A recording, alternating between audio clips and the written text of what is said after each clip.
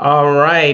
Good afternoon to those of you on the East Coast. Good morning to those of you on the West Coast. I'm your host, Brandon Troy, host and co-creator of Movers and Shakers Unlimited.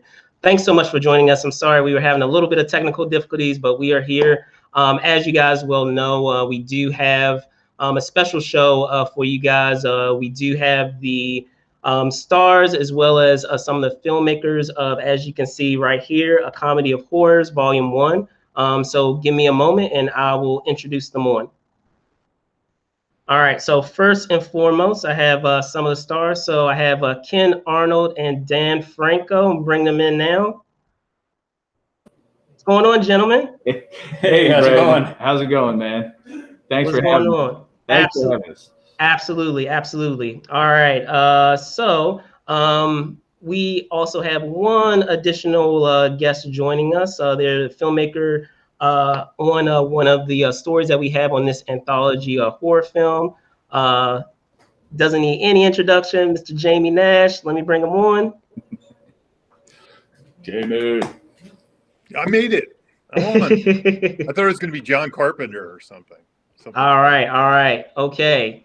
All right. So, guys, thank you guys so much for joining and talking about this film. So, just to get started, can you guys talk a little bit about just the process of getting this film up and running?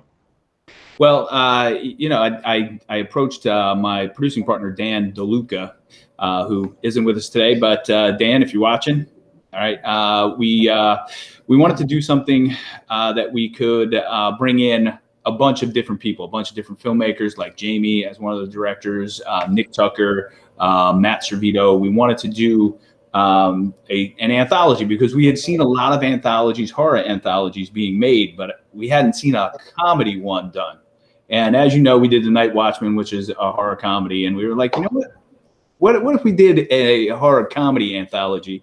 And, we were like, all right, let's get the team together and let's see what we can do. And this is the result of that conversation. All right, awesome. And Jamie, switching gears to you, because I understand that, as I said, that you helmed one of the stories that we have here. And, I'm so, with the background that I know of, your body of work, I know I understand that you have directed before, but many of the times you're asked to, provide your writing talent. So can you talk a bit about that and kind of doing kind of that seat change, so to speak, of, just focusing on that helming aspect versus, also doing the writing component? Yeah. No, when I got started in film, I wanted to direct. And these guys were nice enough. They were very generous to let me have a chance with this film because horror comedy is my favorite. That's the whole reason I got into horror. My favorite movies are everything from Evil Dead 2, Army of Darkness, and Reanimator, and Bad Taste, and all those kind of movies. So when they told me they were going to make a horror comedy anthology, and I was allowed to do it, I mean, I was all over it. I don't know. I find directing a lot like writing.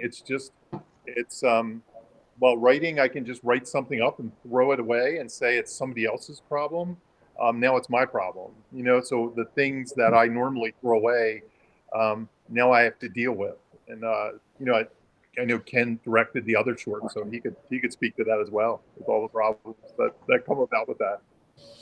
Yeah, Jamie, we did have a lot of fun, though, directing our film. And I know I was on set while you were directing yours. We did have a lot of fun. We had very talented people. In Jamie's, it's called Fun with Berkeley. And we even have a puppet and a puppeteer on set the whole time, Michael Paradiso, who did a phenomenal job. And just when you see his performance, you guys are really going to be impressed with how this young kid kind of takes over the film and is the focus of the film. Yep. He built 7 or so custom puppets for that one. Yeah. It was incredible. Yep. Awesome. And I also have to ask, with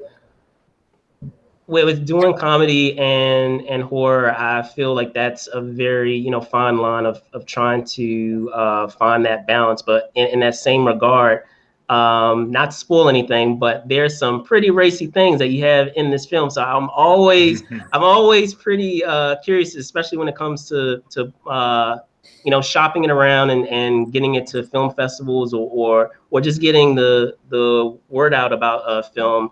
How that process is of perhaps putting more footage on the cutting room floor and potentially having that different cuts of the film, maybe an unrated one, and then maybe one that's more tailored towards whoever you're shopping around to. So can you speak to that?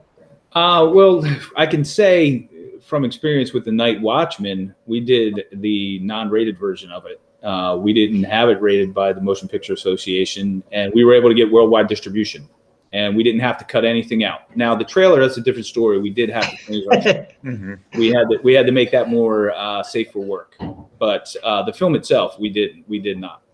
So yeah, and I expect the same on this, because if you compare this to The Night Watchman as far as a rating, if I had to guess, it's not near as bad as The Night Watchman, I don't think.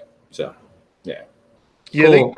They cut a few things out of my segment. I'm hoping to bring Jared Leto in at the end to kind of do a we had to cut Jared out. He was terrible, Jamie. He was awful, man. He didn't help the film at all. They didn't like my 4-hour short in their anthology, but we'll see. I'm sure it'll find a place somewhere. Yeah, we had to cut the 3 hours and 45 minutes of Jared Leto out and leave you 15 minutes of what we actually kept. So yeah. Gotcha. And I was going to say, speaking of what we were talking about of like the content or what have you, speaking of Watchmen, I guess I had some deja vu of I suppose the use of blood and how it was executed in one of the stories in Clowntown. So can you speak to that? Because I was like, okay, I have some deja vu there. Maybe we need to come up with a term for that, like a blood money shot or something. I don't know. You can address this. So the funny thing is that so Ken gets a blood cover, just a complete drenching in blood. And he wasn't supposed to be the one. DeLuca was supposed to be the one that got the bloodbath. And because of the way the practical happened and the way the blood left the person or body that was intended, it blew toward Ken. And so they had to change. And he once again was sticky for the entire shoot. I hate when that happens. Yeah, it wasn't supposed to be me this time. But I think DeLuca planned that, really. I think he went to the special effects person and said, change it, hit Ken with it. So that's the story Ken knows, and that's the one we're going to stick with. Yes. DeLuca's always out to get me. Always with the bloody in any scene where he can just destroy me. He does it. He'll do it. Yeah. I took blood in my eyeball in this one. It was a one take. You could only do it once, because otherwise you would have to rechange the entire. I'd have to go back and do an entire clown makeup reset. So it was a one take. Don't mess it up, and it went straight into my eyeball. So it was ridiculous. Very nice. Also not a mistake. Not next. Yeah. It was all fine. Ask Steve Gibson. Right. And additionally, in terms of as you said, being able to weave all of these stories together, all the time you always think about what stories could have made the cut, or which ones just for the sake of time or just for the sake of pace, you just weren't able to do it. Were there some that we did have there that perhaps wasn't able to make the cut that we saw? All the stories that we went out and we cultivated are in the film. Okay. So the people we reached out to work on the film, they're all in there. We did have to cut down, so we could keep it to an hour and a half time limit. That's where we were trying to be, and we had to cut some stuff out, some stuff that we would have liked to have had in the film, but just didn't move the stories forward, and we felt like we needed to save time and keep it moving. And in a film like this, you have to keep it moving. It can't drag. It's got to move. We feel like we've accomplished that, and hopefully people will be entertained and feel like it keeps moving the whole time. Absolutely. And then I was going to say, Jamie, I was going to say on your end as well. One thing I also wanted to hop in on, didn't have a chance to touch on it when we were talking about that content piece. A lot of people don't know this about you, but when it comes to juggling, I know that's a thing of yours. So I did see that Easter egg in there. So can you talk a bit about that as well, of being able to also implement that talent that a lot of people, very few people know that you have. Yeah, I think I forced my way in on that. Actually, I don't think anybody asked. I was like, I'm showing up with the juggling clubs, and we're getting ready to go. So when you see that juggler there in the Clown Town story, who are these people? Says Dan. He doesn't even know. He doesn't recognize us with our clown makeup. We need to put those on. So yeah, you'll see a juggler in there that may or may not be a director from later. I'll let you decide. If you like the juggler, then it's me. If not, it's Jamie. I got to tell you, man, we really didn't want you for your directing or abilities anyway. We wanted you for your juggling. And yeah, that was the only way I got. That's the only way I got to direct. I said, well, I'll only do it if I can direct one, and they said, well, they're planning to cut my short out, but then they ran short of time. So we needed filler, and we put it in. We put Jamie's in because we felt sorry for him. So yeah, I think it was the first time I've been in a film juggling. So it's a seminal moment for me. I'm very proud of, and it will be what I become known for one day. It expanded your multi-hyphenate because now you're writer, director, actor. Writer, director, juggler. Yeah. Juggler. Juggalo. Tarantino can't compete with that. So. All right. Well, gentlemen, I'm not going to keep you guys. I want to thank you guys so much for hopping on. But before I let you go, can you tell folks where they can find you? And where folks can find you. And I know that A Comedy of Horrors should be showing tonight virtually. So go ahead. Whoever would like to go first. Go ahead, Dan. Dan Franko at Dan Franko on Twitter, and I think Dan Franko 11 on Instagram. And then the Garden State Film Festival is the website, gsff.org. You can find information about tonight's screening. It's at 8:00 in the Asbury Hotel venue. They're experiencing some technical difficulties right now with their streaming platform, but hopefully by 8:00 tonight they'll have it all sorted out, and we'll be all set for a virtual and a live broadcast. Yep. And I just want to say real quick, thank you to the Garden State Film Festival for having us in their film fest. And, this is the third time, we've been here with the Night Watchman, and Dan was here with the Recursion Theorem. So we'd like to thank them. And you can follow me at Ken Arnold Actor on Instagram if you want to. And of course, the Comedy of Horrors page as well. Yeah. Cool. Yeah. Jamie?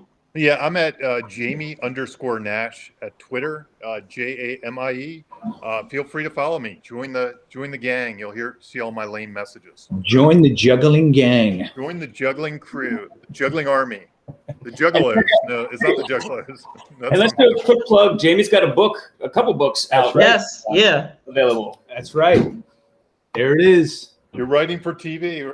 Save the Cat writes for TV. It technically comes out on Tuesday, but you can get a copy now. That's amazing. From Amazon. Congratulations, Jamie. That's fantastic. Thank you. You're welcome. All right, awesome stuff, guys. Well, as always, I'm your host, Brandon Troy, host and co-creator of Movies and Shakers Unlimited. Thanks so much for joining us. As I said, this afternoon, this morning for some of you. Of course, you can find us on Facebook, which you are watching now, live streamed. However, you can also find us on Twitter at Move and Shake UNLTD, on Instagram at Movie Shakers Unlimited. Of course, me, Brandon Troy ENT on Twitter, and Brandon Troy _ENT on Instagram. Thanks so much for watching. Be safe out there, and I'll see you guys soon. All right, man. Thanks, Brandon. Thanks, Brandon. Thanks, Brandon. Peace.